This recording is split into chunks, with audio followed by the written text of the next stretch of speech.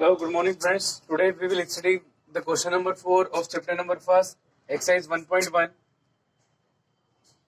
In the class 12 of subject mathematics, we have to solve the question number 14 up to the question number 13. We have solved that.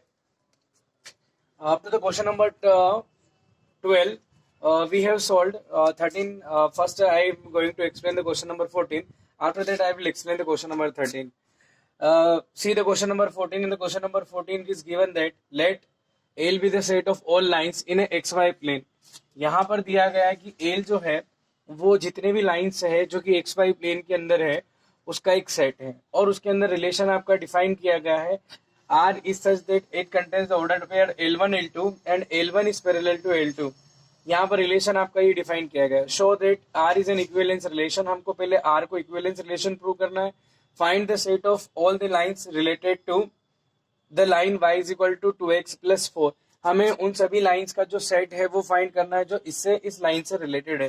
सबसे पहले हम prove करेंगे कि R जो होगा हमारा इक्विवेलेंस रिलेशन होगा. क्वेश्चन आप बुक से देख सकते हैं और यहाँ पर आपका ये क्वेश्चन आपको क्लियर हो जाता है कि हमें सबसे पहले एक जो सेट है L जो सभी लाइंस को कंटेन करता है उसके अंदर R रिलेशन जो है उस रिलेशन R को इक्विवेलेंस प्रूव करना है. तो चलिए सबसे पहले अपन रिलेशन को इक्विवेलेंस प्रूव करते हैं. तो इक्विवेलेंस रिलेशन प्रूव करने के लिए आप जानते हैं कि हमें क्या करना पड़ेगा. Now from the question we have understand that it is given L set of all the lines in a plane. किसी प्लेन में L जो है सभी लाइंस का सेट है. Set of all the lines in a XY plane and a relation R in L is defined as R contains the ordered pair L1 and L2 such that L1 is parallel to L2. Now we have to prove the equivalence relation. First we see that for reflexive relation we will see that we will write here since any L1 is parallel to itself, any line is parallel to any line L, we can give the name to the line. Any line L is parallel to itself. कोई भी line जो होती है उस खुद के कैसी होती है, पैरेलल होती है. इसका मतलब ये हुआ कि अगर हम सेम एलिमेंट्स का ऑर्डर पेयर बनाए तो फर्स्ट लाइन एल खुद के पैरेलल हो सकती है. इट मींस ये रिलेशन को फॉलो कर रही है. Therefore order pair of L L belongs to R. Therefore we can say that R is reflexive relation. R is reflexive. कौन सा रिलेशन हो जाएगा? R is reflexive relation. Second, हम सेकेंड की बात करेंगे यहाँ पर symmetric relation. For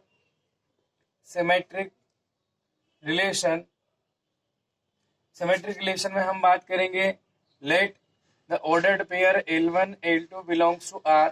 This implies that L1 is parallel to L2 for all the L1 and L2 belongs to L. It means that यहाँ L1 L2 के parallel है तो इसका मतलब हो जाएगा L2 जो होगी वो L1 के पैरेलल हो जाएगी. for all the L2 L1 belongs to R. और यहाँ आ जाएगा आपका L2 और L1 जो है उसका ऑर्डर्ड पेयर बन जाएगा जो कि R में जाएगा. क्यों? क्योंकि पहली लाइन अगर दूसरी लाइन के पैरेलल है तो दूसरी लाइन भी पहली लाइन के पैरेलल होगी. फिर हम यहाँ बात करते हैं आगे आकर देयरफॉर R इज क्या हो जाएगा? Symmetric relation. R हमारा हो जाएगा सिमेट्रिक रिलेशन हो जाएगा. इन द थर्ड केस के बारे में हम बात करेंगे फॉर ट्रांजिटिव रिलेशन. किसकी बात करें? For transitive relation. और ट्रांजिटिव रिलेशन के लिए हम बात करते हैं दो सेट की, दो ऑर्डर्ड पेयर की. Let L1 L2 belongs to R. इसका मतलब हो जाएगा L1 इज पैरेलल टू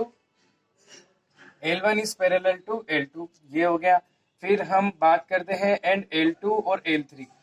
हमारे पास दूसरा ऑर्डर्ड पेयर है L2 L3 belongs to R. This implies that L2 is क्या हो जाएगा? Parallel to L3. जब हमारे पास L1 L2 के पैरेलल है, L2 L3 के पैरेलल होगा तो इसका मतलब है कि L1 will be also parallel to L3. Thus implies that the ordered pair L1 L3 belongs to R. It means that therefore we can say that यहाँ पर जितने भी L1 L2 L3 जितने भी हैं सारे कहाँ हैं, सारे किसके एलिमेंट से, सेट L के एलिमेंट से। तो हम ये लिख सकते हैं कि L1 L2 कहाँ R में आ रहा है, L2 L3 कहाँ आ रहा है, R में आ रहा है। तो इसका मतलब ये है कि L1 L3 भी कहाँ पहुंच जाएगा, R में पहुंच जाएगा। Therefore R is transitive relation, R एक ट्रांजिटिव रिलेशन भी है। तो R हमारा क्या हो गया, R हमारा सिमेट्रिक हो गया, R हमारा रिफ्लेक्सिव हो गया। तो इस तरीके से हम कह सकते हैं कि R जो होगा वो क्या हो जाएगा, हमारे लिए इक्विवेलेंस रिलेशन हो जाएगा। हम क्या लिख सकते हैं, since R is reflexive, R is symmetric and R is transitive, therefore we can say that the R is also an equivalence relation. तो यहाँ लिख रहा हूं मैं, therefore R is equivalence. Why it is equivalence? Because R is a reflexive, R is a transitive and R is symmetric। ये तीनों हो गया R, इसलिए R जो होगा वो इक्विवेलेंस रिलेशन होगा। इसके बाद हम बात करते हैं सेट ऑफ लाइंस की। जो हमारे पास इक्वेशन थी y is equal to 2x plus 4, उसके पैरेलल जो लाइंस होगी वो कैसी होगी, हम उसकी बात करते हैं।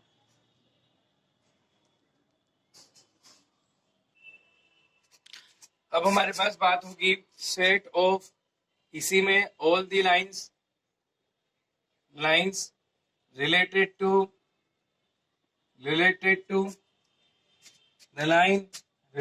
the line y is equal to 2x plus 4। जो कि हम बात कर रहे थे क्वेश्चन की कि दो लाइन एक दूसरे के पैरेलल हैं। तो अगर मान लीजिए कि हम इस लाइन की बात करें और इस लाइन के लिए हम सेट ऑफ लाइन ढूंढना चाहते हैं, तो हमारा रिलेशन क्या कहता है कि फर्स्ट लाइन जो है वो दूसरी लाइन की कैसी है, पैरेलल है। तो इस लाइन के पैरेलल कौन कौन सी लाइन हो सकती है, तो इस लाइन के पैरेलल वो सारी लाइन हो सकती है।